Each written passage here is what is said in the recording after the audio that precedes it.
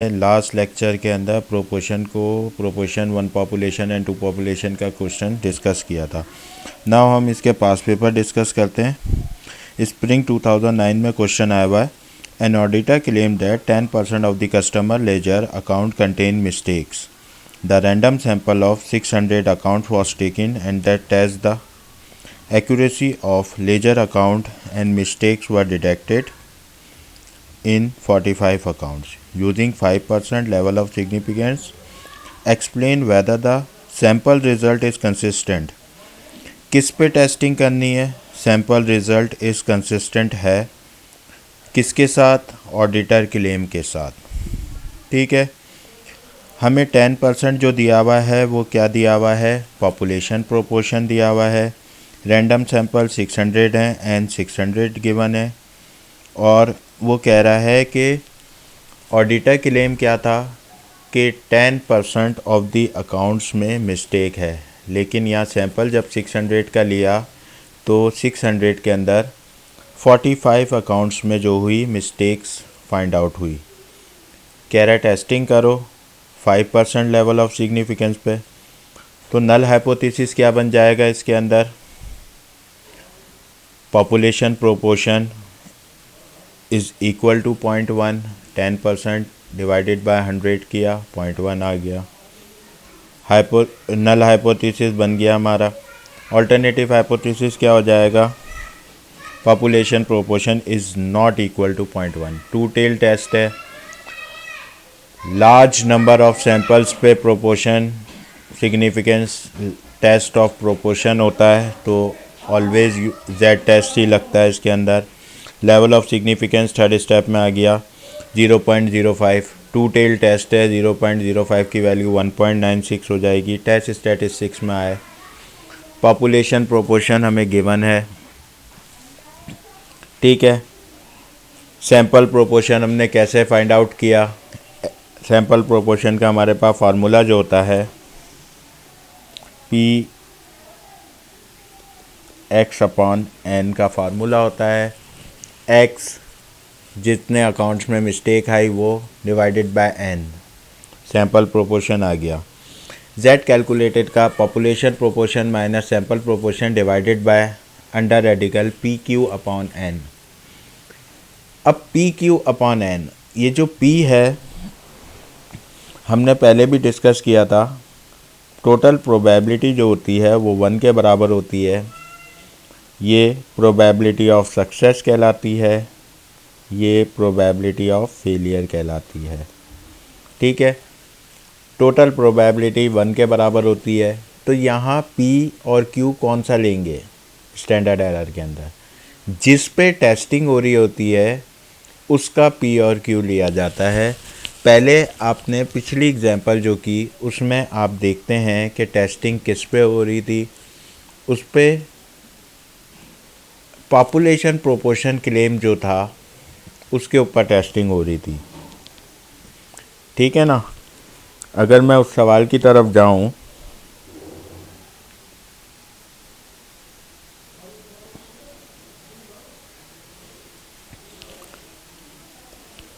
ये एग्जांपल हमने 1 population of proportion की थी। इसके अंदर हमने जो P लिया था तो वो इस वजह से P सैंपल पॉपुलेशन वाला प्रोपोर्शन यूज़ किया था P के अंदर। इस जगह P Q अपॉन एन का ये जो फार्मूला है इसके अंदर जो P और Q हमने फाइंड आउट किया था तो P कौन सा लिया था? पॉपुलेशन वाला। क्यों लिया था कि एक इलेक्शन कैंडिडेट का क्लेम जो था वो कितना था? 60% of the voter support him. और हमें टेस्ट क्या करना था कि कैंडिडेट का जो क्लेम है उसको टेस्टिंग करनी थी। तो हमने P जो लिया वो पॉपुलेशन प्रोपोर्शन वाला लिया। ठीक है, नाउ अब जो हमारा क्वेश्चन है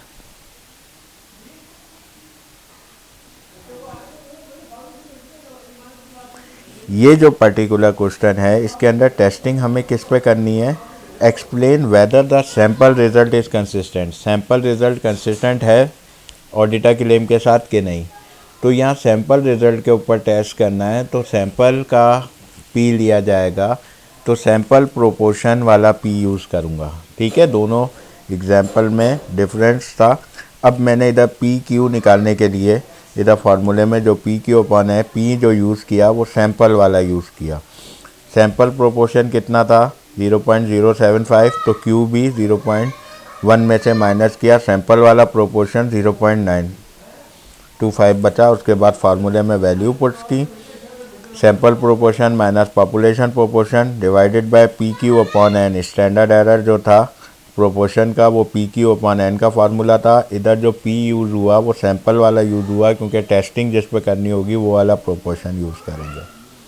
क्लियर है ये बात। जेड कैलकुलेटेड की वैल्यू आ गई 2.325। क्रिटिकल रीजन पे आए, एच नॉट रिजेक्ट हो जाएगा अगर कैलकुलेटेड वैल्यू बड़ी होगी टैबुलेटेड वैल्यू से। कैलकुलेटेड वैल्यू हमारी कितनी निकली 2.325 is greater than tabulated value 1.96। Condition true हो गई, एच नॉट रिजेक्ट हो गया। रिजेक्टेड पे एरर कौन सा होता है, टाइप 1 एरर होता है। ठीक है भाई, क्लियर है ये क्वेश्चन। नेक्स्ट एक और एग्जांपल है प्रोपोर्शन की, पास्ट पेपर की, टू पॉपुलेशन प्रोपोर्शन की एग्जांपल है। Investigating the success of its interviewer, a firm find that 176 out of 225 interviews attempted by trained interviewers are successfully completed of 310 interviews attempted by untrained interviewers। एक यहाँ दिया हुआ है ये x1 और ये दिया हुआ है n1।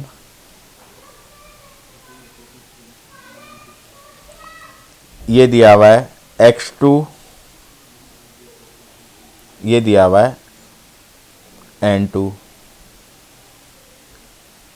डिटरमाइन क्या करना है, whether these data provide sufficient evidence at 5% level of significance to indicate relationship between the training status of interviews and the outcomes of interviews attempted. तो सबसे पहले दो प्रोपोर्शन हमें गिवन है। प्रोपोर्शन 1 x1 अपॉन n1 के through हमने निकाला 176 divided by 225, first proportion आ गया। Second proportion 188 divided by 310 0.606। Hypothesis, null hypothesis बनाया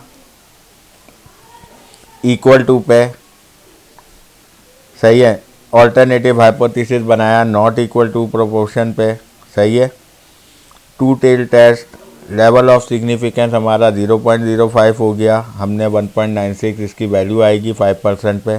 ठीक है, टू टेल पे।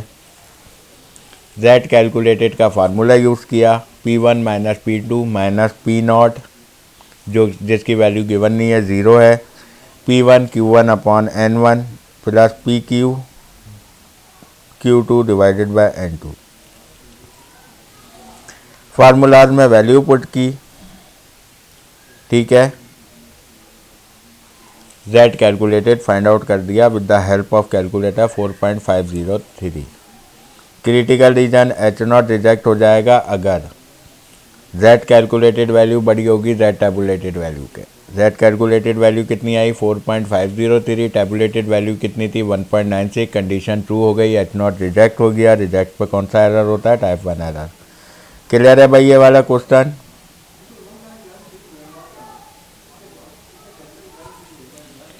नॉट इक्वल टू की कंडीशन इस वजह से आई, उसने कहा था determine whether this data provide, के मालूम करो कि ये डाटा प्रोवाइड कर रहा है सफिशिएंट एविडेंस। तो मैन्युफैक्चरिंग इंफॉर्मेशन जो थी, जो डाटा प्रोवाइड किया गया था, वो इंफॉर्मेशन इक्वल टू पे थी। तो हम नॉट इक्वल टू पे चेक करके देखेंगे कि हमारा ऑल्टरनेटिव हाइपोथेसिस जो है वो एक्सेप्ट हो रहा है, तो डाटा की इंफॉर्मेशन सफिशिएंट नहीं है। ठीक है भाई। नेक्स्ट एक और क्वेश्चन है स्प्रिंग 2014 का CA ICAP अटैम्प्ट का, क्वेश्चन नंबर 8 का बी है। अ यूनिवर्सिटी हैज़ 2 कैंपसेस, एक यूनिवर्सिटी के 2 कैंपसेस हैं, 2 बैचेस ऑफ 60 स्टूडेंट N1 भी 60 है, N2 भी 60 है. From each camper was surveyed. Batch A had 50 counts of 85 marks, or batch B have 10 counts of 85% or above. ठीक है, मालूम क्या करना है. Construct a point estimate for difference between the counts of batch A and B. सबसे पहले आपने proportion find out करना पड़ेगा. x1 दिया हुआ है 15,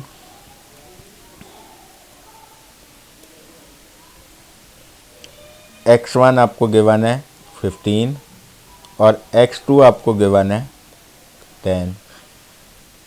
n1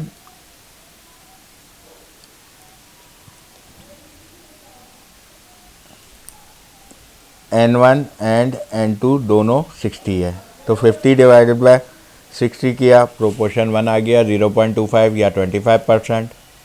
10 डिवाइडेड बाय 60 किया 0.167 या 16.7%. पॉइंट एस्टिमेट कैलकुलेट करना था, difference between the proportion of A and B. P1 minus P2 किया 0.083, पॉइंट एस्टिमेट निकल के आ गया. सेकेंड रिक्वायरमेंट थी, calculate the standard deviation of the difference of the above population proportion. सही है, स्टैंडर्ड डेविएशन मालूम करना था. इसका स्टैंडर्ड डेविएशन या standard error P1 Q1 divided by M1 plus P2 Q2 divided by N2, ये formula होता है स्टैंडर्ड डेविएशन का. आपके पास प्रोपोर्शन 1 भी गिवन है 0.25, उसका Q निकाला 1 माइनस 0.25 के जरिए 0.75 Q1 आ गया डिवाइडेड बाय N1 60. इसी तरीके से आपके पास P2 गिवन है 0.167, 1 में से 0.167 माइनस किया तो 0.833 कैंपस 2 की फेलियर प्रोबेबिलिटी या Q निकल के आ गया डिवाइडेड बाय N2, वो भी 60. तो आपका स्टैंडर्ड डेविएशन का आंसर आ गया 0.074. क्लियर है भाई. ये कुछ पास पेपर थे प्रोपोर्शन के जिसको हमने डिस्कस किया. ठीक है.